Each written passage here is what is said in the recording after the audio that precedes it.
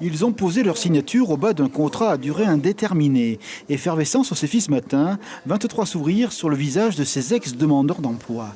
Ils vont participer à la création d'une brasserie et d'un restaurant gastronomique à l'aéroport, une manière de savourer à nouveau le futur pour des employés au parcours varié. J'ai quitté l'école en mai et je suis direct allée au CEFI pour m'y inscrire parce que je voulais vraiment travailler. Et ça me fait plaisir de savoir que avoir de l'argent, ça. C'est ton premier emploi alors? Oui, c'est mon premier emploi. Actuellement, je suis dans la mécanique et le tonton. Il m'a pris sous ses ailes. J'apprends la mécanique et je voulais changer de métier encore. Et tu avais envie de revenir à la restauration? Faire mon métier. Malgré la crise qu'il y a eu récemment et qui continue à perdurer. Donc on voit cet engouement de la part des demandeurs d'emploi qui essaient malgré tout de chercher une possibilité, une alternative de pouvoir s'insérer sur le marché de l'emploi. Actuellement, au CEFI, il y a 1100 offres d'emploi. Parmi les secteurs les plus demandeurs de manœuvre, l'hôtellerie et le tourisme. Tous les mois, le CEFI reçoit 250 nouvelles offres d'emploi. C'est dire que les entreprises reprennent un peu confiance malgré la difficulté de la crise. Et l'autre secteur demandeur, c'est le support à l'entreprise. 15% des offres disponibles ici au CEFI de Papeete.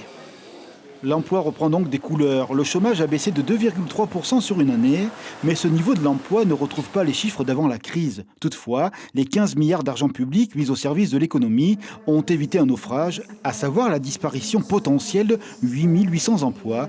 Les 3/4 d'entre eux ont été sauvés.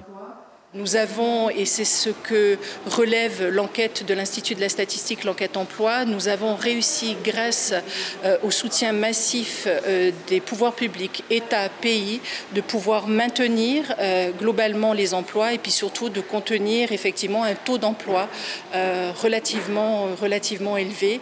Le partenariat CEFI chefs d'entreprise fonctionne encore mieux. Le caractère aigu de la crise a agilisé les processus. Cette souplesse est une nécessité. Les chefs d'entreprise ont besoin de visibilité, de stabilité. Alain Ménard, avec ses associés, a signé 23 contrats de travail ce matin. Malgré la crise, un investissement de plusieurs dizaines de millions de francs est en cours pour un nouveau projet de restauration à l'aéroport. Comme tout investissement, c'est toujours un pari. C'est pas un pari hyper compliqué. On sait très bien que si on retrouve un niveau touristique correct, c'est un pari gagné. Maintenant, la grande incertitude, c'est est-ce que la situation va réellement s'améliorer? Eh bien, advienne que pourra. Malgré l'incertitude, il faut investir encore et toujours. Je ne dis pas qu'il faut, moi c'est ma position. Voilà, c'est ma position parce que c'est comme ça qu'on peut avancer. Reste une réalité, 80% de l'emploi salarié se concentre dans l'agglomération de Papeete. La crise est toujours là, bien sûr, mais l'économie ne s'effondre pas. Toutefois, une course de longue haleine est devant nous.